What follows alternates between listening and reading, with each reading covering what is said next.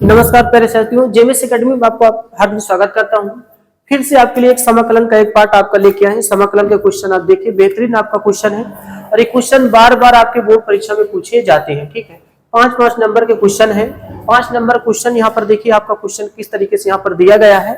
जैसे 0 से π/4 log 1 + tan x dx दिया है, जिसकी π/8 log to the base e आपको प्रूव करके यहाँ पर क्या करना है, दिखाना है। एनसीईआरटी बेस्ड क्वेश्चन है। 3 बार एक क्वेश्चन आपके लिए यहाँ पर पूछा गया था। देखिए 2020, 2019, 2006 में ये क्वेश्चन यहाँ पे रखा गया था। ठीक है, तो उम्मीद है कि क्वेश्चन फिर आपके सेट में यहाँ पर आ सकता है। बोर्ड में आपके 2025 में क्वेश्चन आ सकते हैं। ठीक है, तो देखते हैं क्वेश्चन को कैसे हम सॉल्व करते हैं। तो देखेंगे सबसे पहले इन्होंने क्या लिखा है कि जैसे क्वेश्चन में आपके पास है कि 0 से देखिए आपका देखिए जो क्वेश्चन लिखा है, जैसे लिखा है कि 0 से कितना है तो आप कहेंगे π/4 है, और लॉग बेस में क्या है 1 प्लस आपके पास कितना है तो आप कहेंगे tan x है। ठीक है, इतना दे रखा है और साथ में क्या दे रखा है तो आप कहेंगे dx दे रखा है। तो सबसे पहले देखिएगा कि इसको हम क्या मान लेते हैं, i बराबर, और ये हमारा समीकरण कितना बन जाता है, 1 बन जाता है। ठीक है, तो i बराबर सबसे पहले हम मान लेंगे। उसके बाद देखेंगे यहाँ पर देखना कि एक हम दोस्त यहाँ पर एक प्रगुण होता है समाकलन में, प्रगुण नंबर 4 जिसको कहा जाता है, उस प्रगुण का यहाँ पर हम प्रयोग करते हैं। जब हम प्रगुण का प्रयोग करेंगे तो प्रगुण आपके पास देखेंगे 0 से a और fx, और आपके पास क्या है dx है, जिसको 0 से a और function of a minus x into आपके पास कितना है, dx है। Function of a minus x into आपके पास क्या है, dx है। ठीक है, ये आपका क्वेश्चन है। अब इस सवाल को हम सॉल्व कैसे करते हैं, जरा यहाँ पर ध्यान पूर्वक कुछ समझेंगे, देखेंगे। इस प्रगुण को यहाँ पे लगाते हैं तो i बराबर मेरे पास 0 से कितना होगा, a होगा। सॉरी, यहाँ पर आपके पास देखें 0 से कितना होगा, π/4 होगा। 0 से π/4 आप रहने दीजिए, और यहाँ पर ध्यान देना कि आपके पास log है और 1 प्लस tan है, और आपको पता है कि अपर लिमिट में से x निकाला जाता है और x के स्थान पे रखा जाता है। तो π/4 माइनस कितना हो जाएगा, x। ठीक है, ये मैंने बंद कर दिया ब्रेकेट। ठीक है, ये आपका ब्रेकेट, और आपने क्या लगा दिया यहाँ पर, dx लगा दिया। ठीक है, इस तरीके से। तो आपको जब ये प्रगुण लगाना होता है तो अपर लिमिट में से x को निकालते हैं और x के स्थान पे ले जाके क्या करते हैं, रख दिया जाता है। तो आप x के स्थान पे tan देखिए π/4 माइनस क्या कर देंगे, x कर देंगे। अब ये पता होना चाहिए कि दोस्त एक फार्मूला होता है, फार्मूला अगर आपको ये पता हो कि tan a माइनस b का, tan a माइनस बी का एक फार्मूला है जिसको tan a minus tan b, और बटे में आप देखेंगे कि 1 प्लस tan a और इंटू कितना हो जाएगा, tan b हो जाता है। तो tan a माइनस बी का जो फार्मूला होता है tan a minus tan b बटे 1 plus tan a tan b होता है। ठीक है, तो यहाँ पर देखिएगा a का काम π/4 करेगा, b का काम कौन करेगा, x करेगा। तो चलिए आगे देखते हैं। तो यहाँ से i बराबर आप देखते हैं 0 से कितना है तो आप कहेंगे π/4 है, और आपके पास log है 1 प्लस आप ये देखेंगे 1 plus tan a minus b, tan a minus b, तो आपको पता है कि tan π/4 माइनस कितना हो जाएगा, tan x हो जाएगा, और बटे 1 प्लस tan आप देखेंगे कि π/4 इंटू कितना होगा, tan x होगा। ठीक है, ब्रैकेट बंद कर देंगे और आप ये dx लगा देंगे। ठीक, चलिए, तो यहाँ पर आपने देखा कि 1 प्लस तो लिखा था tan a माइनस b बनता है, tan a माइनस b का tan a minus tan b बटे 1 plus tan a tan b होता है। तो यहाँ से i बराबर आपके पास 0 से π/, कितना है 4 है, और log 1 प्लस आप देखेंगे tan, देखिए पाई का मतलब होता है 180, और 180 में जब आप 4 से भाग करते हैं तो 45 अंश आता है। तो यहाँ पर आप देखेंगे tan 45 अंश माइनस का tan x आएगा, और बटे में 1 प्लस यहाँ भी tan कितना आएगा, 45 अंश, और tan कितना आएगा, x, और इंटू आपने क्या लगा दिया, dx लगा दिया। ठीक है, फिर आप देखेंगे i बराबर ये 0 से आपके पास कितना आएगा, π/4 आएगा, और ये log में 1 प्लस, अब देखिए tan 45 का मान तो कहेंगे 1 होता है, 1 माइनस आपके पास tan x आएगा, और बटे में 1 प्लस कितना आ जाएगा, तो आप कहेंगे tan x इंटू आपके पास कितना आया, dx आया। ठीक है, तो इस तरीके से आपने इसको हल किया। अब क्या करेंगे कि हम 1 प्लस tan x को हम 1 के साथ गुणा कराते हैं। चलिए देखते हैं, आगे देखेंगे। तो यहाँ पर देखेंगे कि हमारे पास i बराबर तो 0 से कितना है, तो आप कहेंगे पाई/4 है और आपके पास लॉग में आएगा। और आपने देखा कि 1, देखिए आपके पास क्या है, देखिए 1 + tan x है, ठीक है। तो 1 प्लस आपके पास tan x हो जाएगा और धन 1 माइनस आपके पास कितना आएगा, tan x आएगा, बटे में 1 प्लस आपके पास कितना आ जाएगा, तो tan x आ जाएगा, इंटू कितना आएगा, dx आएगा, ठीक है। फिर से देख लीजिए दोस्त, आपने 1 + tan x को आपने एक गुणा करेंगे, 1 + tan x, फिर धन उतारेंगे 1 माइनस tan x, फिर पूरे का बटा 1 + tan x हो जाता है।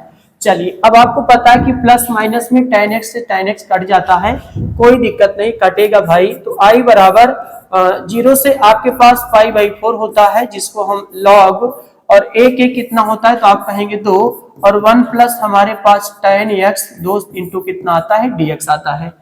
अब आपको ये भी पता होना चाहिए कि एक फार्मूला होता है कि अगर log m/n रहे तो इसका फार्मूला log m माइनस और log कितना होता है, तो आप कहेंगे n होता है। अगर log m/n रहे तो log m माइनस log कितना होता है, n होता है। तो चलिए आगे देखते हैं। तो हम यहाँ पर i बराबर देखेंगे, आप ये लगाएंगे तो 0 से कितना है, तो आप कहेंगे पाई/4 है, ठीक है। तो यहाँ पर देखिए m/n, तो log कितना हो जाएगा, log कितना होगा 2 माइनस log में आपके पास 1 प्लस कितना आ जाएगा, तो आप कहेंगे tan x आएगा, ठीक है। ब्रैकेट बंद और आपने क्या लगा दिया, dx लगा दिया, ठीक है। log m/n, तो log m minus log n होता है।